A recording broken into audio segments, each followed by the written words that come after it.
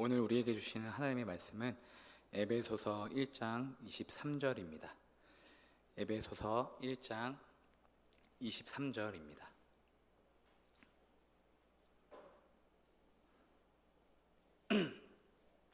우리 한 절인데 같이 함께 읽겠습니다. 시작. 교회는 그의 몸이니 만물 안에서 만물을 충만하게 하시는 이의 충만함이니라. 우리 한 번 더 읽겠습니다. 시작.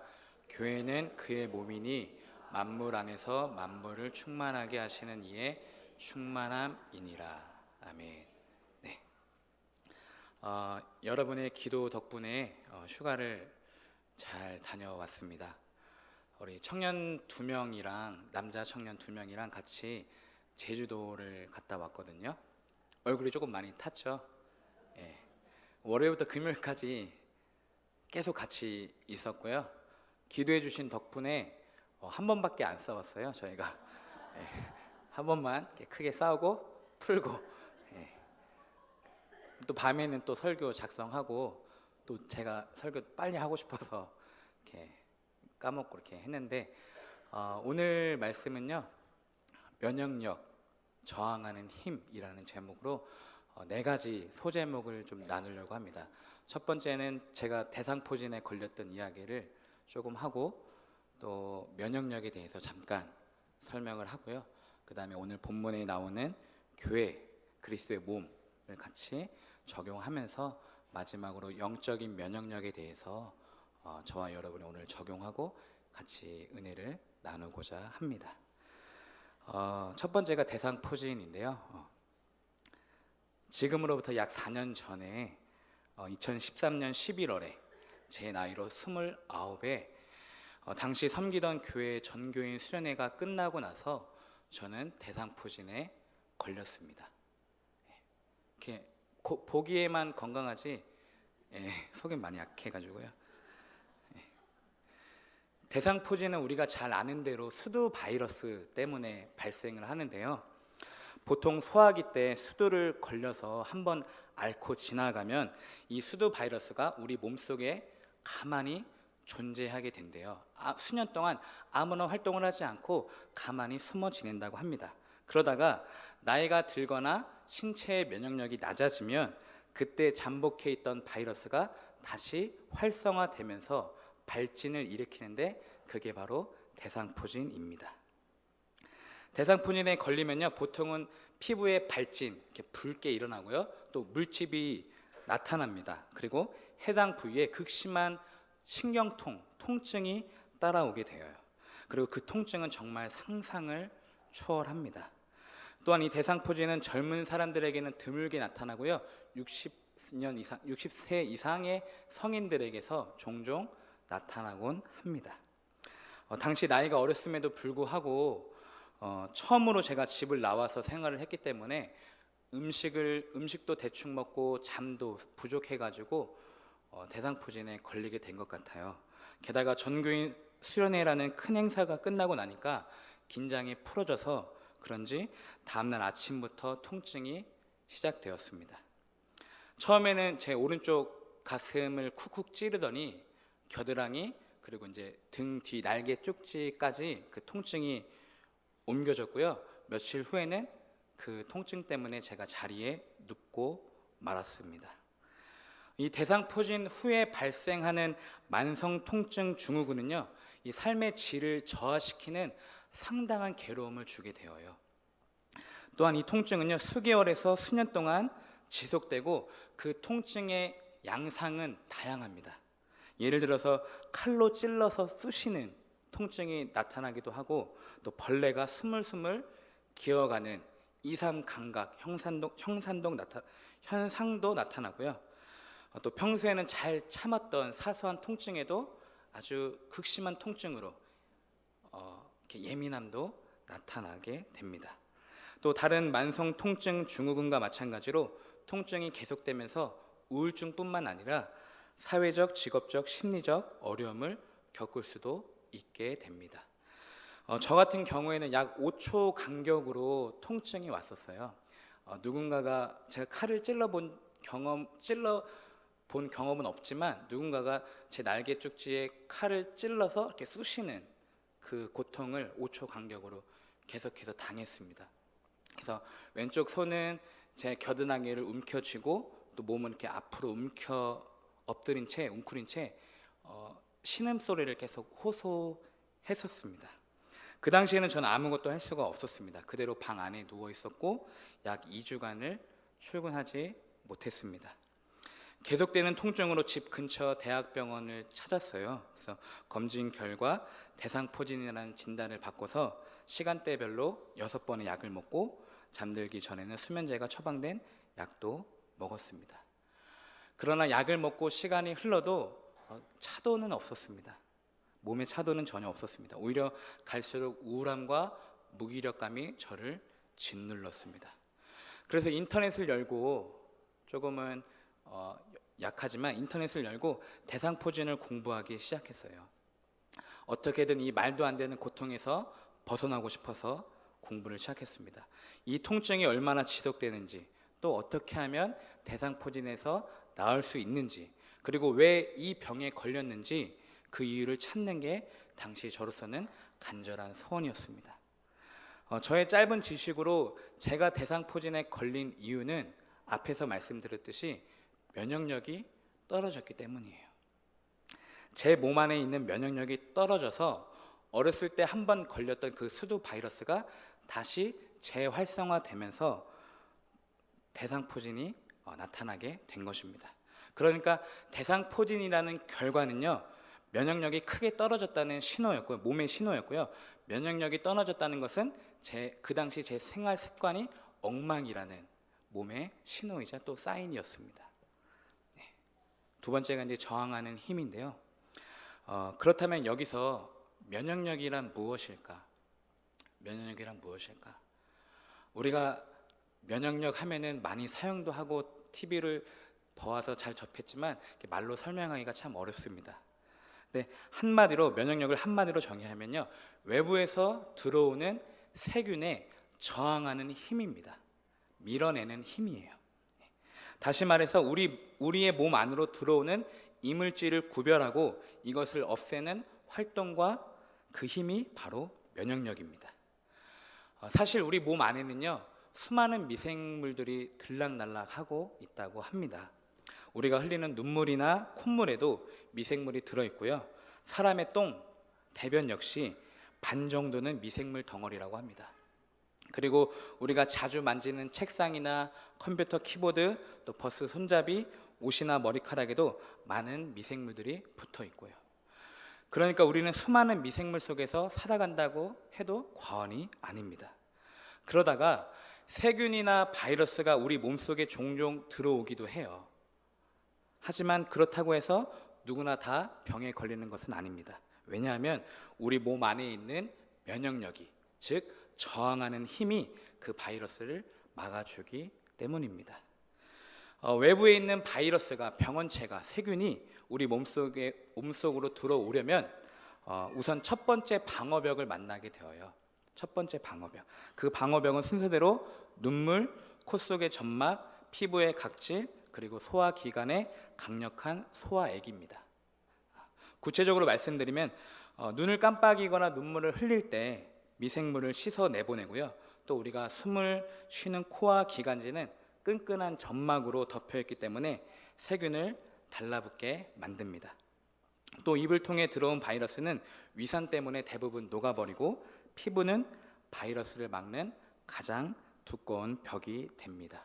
이게 1차 방어입니다.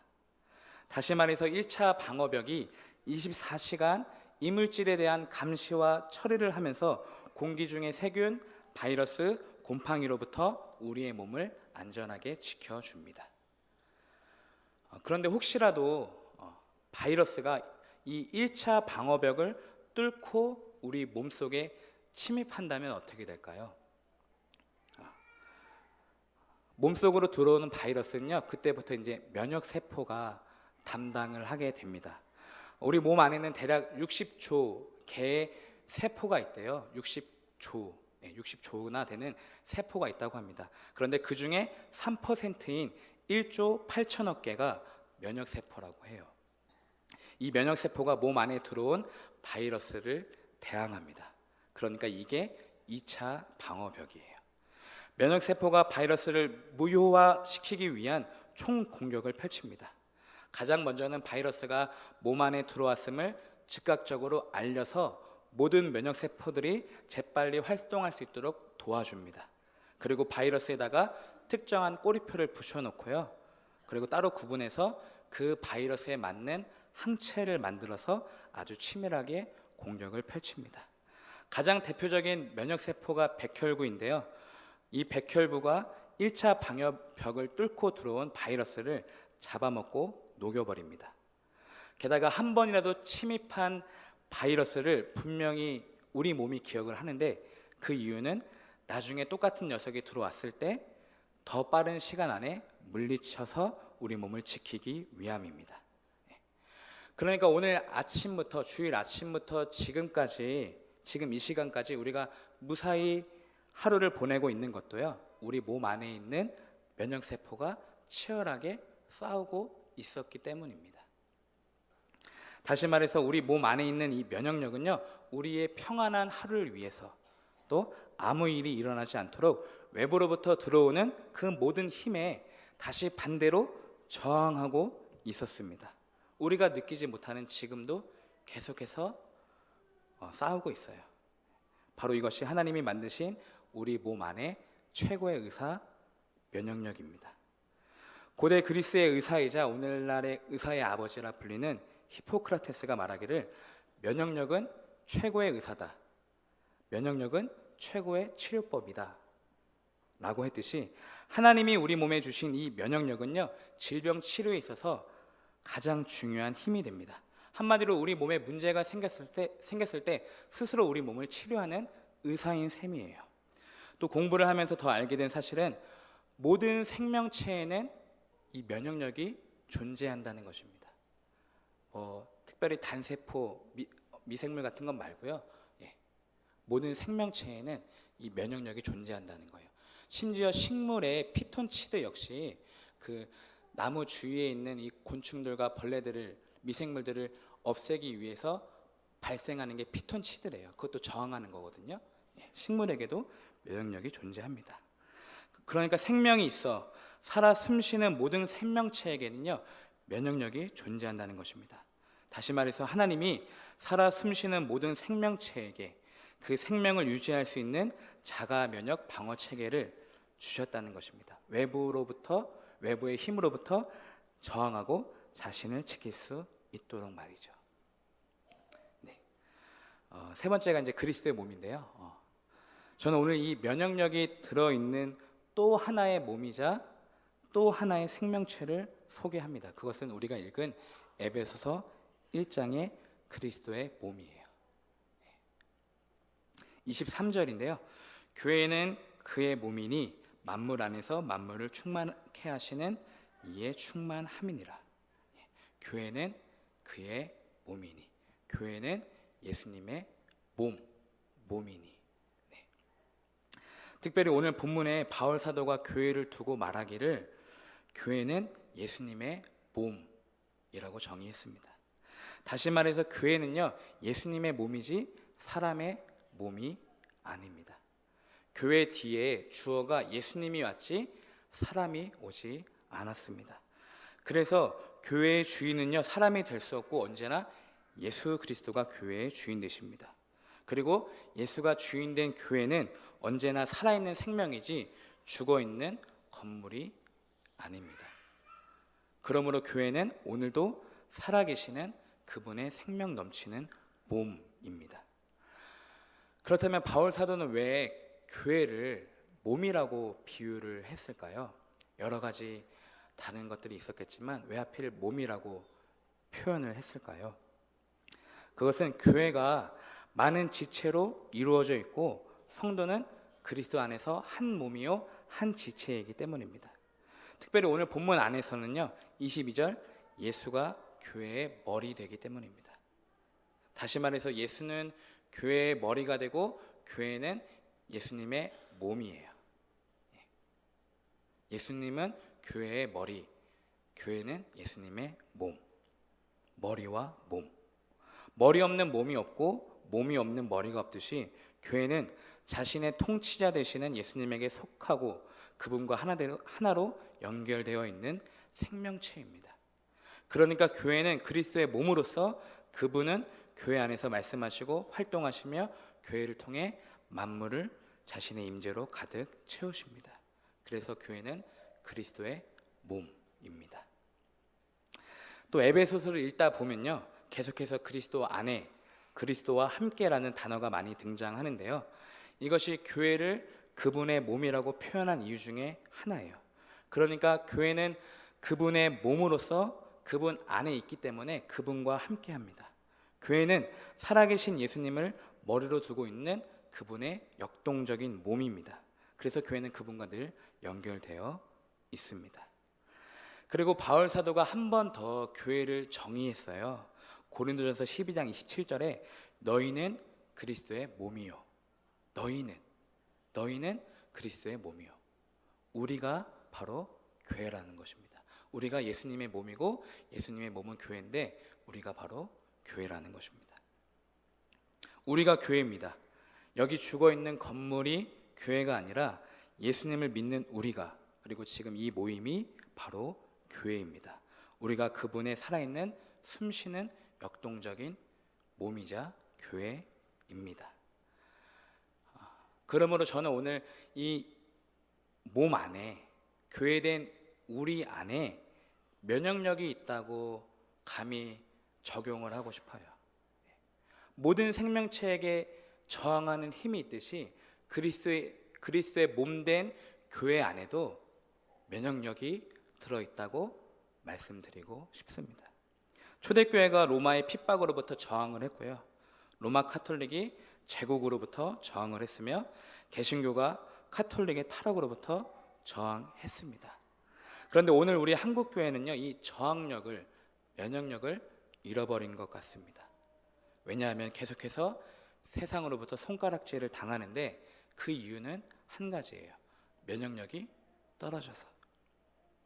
외부로부터 들어오는 바이러스에 저항하는 힘이 없어서 제가 걸렸던 대상포진과 마찬가지로 오늘 한국교회 진단도 똑같습니다. 영적인 대상포진에 걸렸습니다.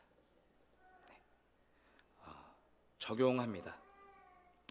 오늘 우리 주님의 몸으로서 교회된 여러분에게도 이 면역력이 있습니까? 라고 한번 질문을 하고 싶어요. 오늘 주님의 교회된 나는 주님과 계속해서 하나로 연결되어 있습니까? 외부로부터 들어오는 문화와 가치, 사상과 시대 정신, 관습과 유행, 이 모든 세계관들을 감히 분별하고 감히 저항할 수 있는 힘이 여러분에게 있습니까? 어쩌면 무조건적으로 모든 병원균들을 그대로 수용하고 있지는 않습니까? 저항하지 못하고. 오늘날의 한국교회처럼 나 역시도 영적인 대상포진에 걸린 것은 아닐까요? 영적인 대상포진의 통증이 내 삶의 애매한 고난으로 나타나고 있지는 않습니까? 여러분의 보이지 않는 영혼은, 그리고 신앙은 진정으로 건강하십니까? 하나님께서 이미 우리에게 저항하는 힘을 주셨는데, 면역력을 주셨는데 우리의 잘못으로 면역력이 떨어졌습니다. 그렇다면 어떻게 해야 이 영적인 면역력을 다시 회복시킬 수 있을까요? 저는 그 힌트가 대상포진에서 회복하는 방법과 똑같다고 생각이 들어요.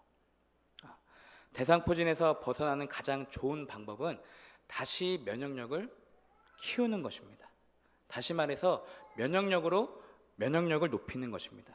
그것이 수두 바이러스에 대한 최고의 공격이자 최고의 방어인데요, 그동안 면역력을 떨어뜨린 나쁜 생활 습관을 버리고 다시 좋은 생활 습관을 취해서 면역력을 다시 살려내는 것입니다. 그러니까 잘 먹고 잘 자고 잘 싸는 거. 그래서 우리 몸 안에 면역력을 다시 살려내서 그 면역력으로 바이러스를 효과적으로 물리치는 방법입니다.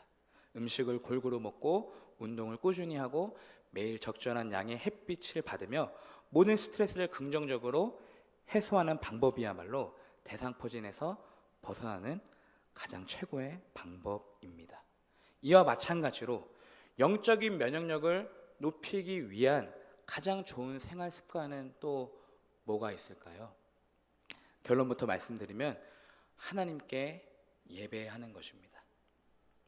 찬양과 기도가 우리의 영적인 면역력을 높여줍니다. 이거는 제가 실제로 경험한 일이에요. 인터넷에 한번 검색을 해보세요. 구글에다가 네이버에다가 영적인 면역력을 높이는 방법이라고 검색을 하면 수많은 설교가 나와요. 수많은 좋은 이야기가 나와요. 그런데 설교자 자신이 대상포진에 걸려보고 설교자 자신이 대상포진에서 나아본 사람은 저밖에 없습니다. 제 경험을 오늘 말씀드리고 싶어요. 제가 경험한 바로는요, 영적인 면역력을 높이는 방법은 예배밖에는 없었습니다. 제가 대상포진에 걸렸던 당시에 2주간을 출근하지 못하고 방 안에 누워 있었어요. 일어서지도 못할 정도로 아프더라고요. 그래서 앞으로도 더 누워 있을 거라는 생각에, 왜냐하면 지속 기간이 뭐 수개월, 수년이니까요. 그래서 좀 참 막막했습니다. 근데 그때 마침 제가 섬기는 교회에 밤 기도회가 있었는데, 제가 아파도 전도사가 아프지만 나와서, 그때 담임 목사님이 좀 아프지만 좀 나와서 찬양 인도를 해달라는 부탁을 하셨어요. 근데 억지로 순종하고 갔습니다. 이를 악물고 지하철을 타고 서울로 왔다 갔다 했어요. 근데 한 번은 어느 날 권사님이 이러시는 거예요. 전사님 찬양할 때, 오늘 찬양할 때 내가 전사님 몸 싹 다 낫게 해달라고 하나님께 기도했어 라고 하시는 거예요.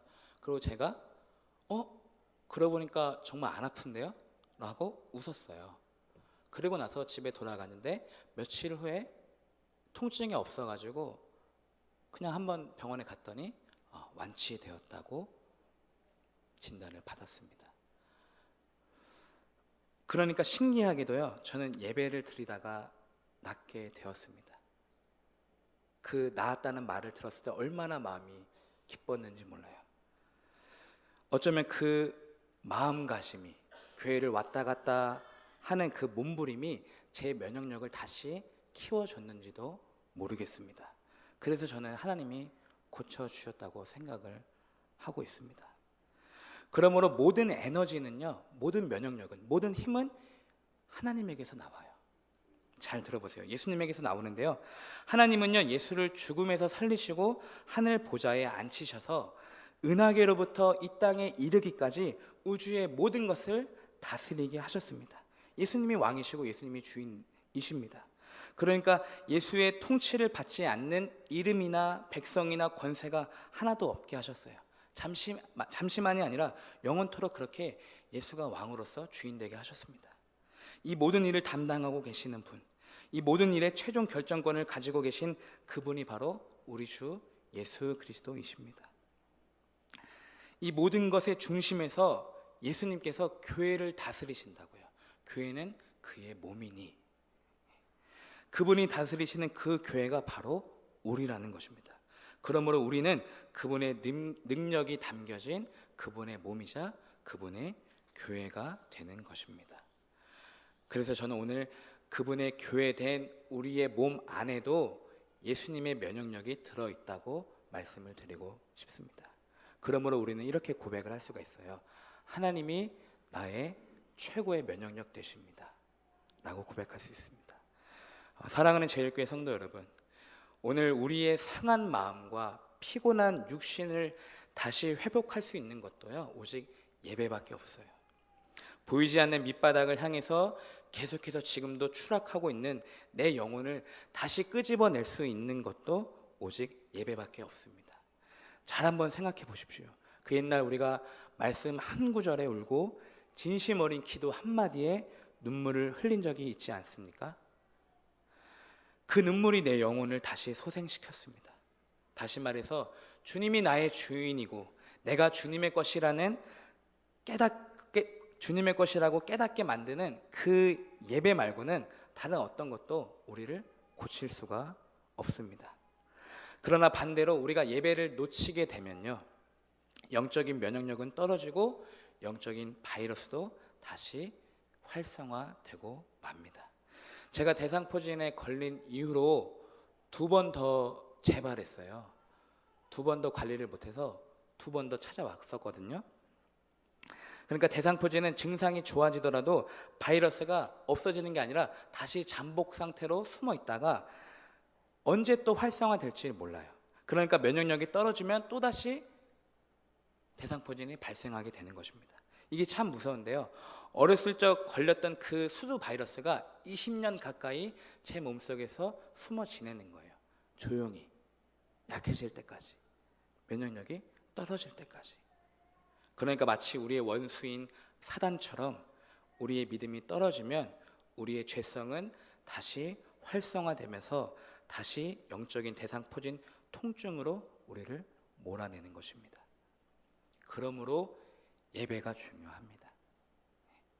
영적인 면역력은요, 실제 면역력과 상관된다고 저는 생각이 들어요. 내 영혼의 건강과 내 몸의 건강이 상관이 있다고 생각이 듭니다. 이스라엘 백성들을 한번 생각해 보십시오. 그들이 망한 이유가 결국 예배에 실패했기 때문입니다. 그들이 예배를 안 드렸나요? 아니요. 오히려 자주 드렸고 오히려 열심히 드렸습니다. 어제 예레미야 큐티를 보니까 먼 나라에서 향품을 사오면서까지 예배를 아주 정교하게 드렸다고 합니다. 세밀하게 신경을 썼대요. 그러나 그들이 드렸던 예배는요, 마음이 없었습니다. 종교적인 열심만 가득했지, 자기 의만 가득했지, 가장 중요한 자기 마음을 가지고 오진 않았어요. 그래서 하나님께 마음을 드리지 못했고 그 예배는 그저 형식적인 예배, 하나님이 싫어하시는 예배, 하나님이 외면한 예배가 되고 말았습니다. 그러나 오늘 하나님이 우리에게 원하시는 예배는요, 귀를 열어 듣는 예배, 마음이 준비되어서 마음을 드리는 예배, 말씀을 경청하고 순종하면서 그 선하고 영원한 길을 가는 예배. 오늘 선포되는 말씀이 내 안에서 해석되고 내 삶에 적용되는 그 예배를 우리 하나님이 원하십니다.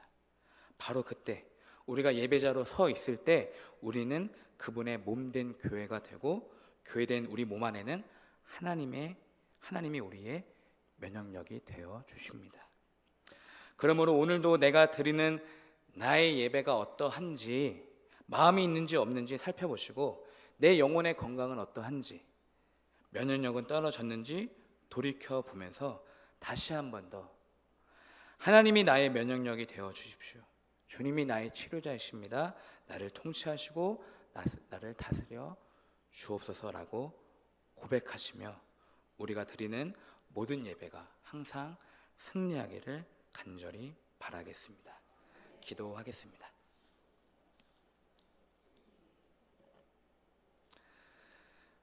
하나님, 그렇습니다. 하나님이 우리를 만드셨으니 하나님이 우리를 책임져 주옵소서. 오늘 하나님이 나의 최고의 치료자, 나의 최고의 면역력임을 다시 한번 고백합니다. 하나님, 무더위 속에 우리 사랑하는 성도님들 지치지 않도록 주님 그 육신과 영혼을 계속 붙잡아 주시고 계속해서 교회의 머리 되는, 우리의 머리 되는 예수님과 연결되어질 수 있도록, 하나로 연결되어질 수 있도록 우리를 살펴주옵소서. 예수님의 이름으로 기도드립니다. 아멘.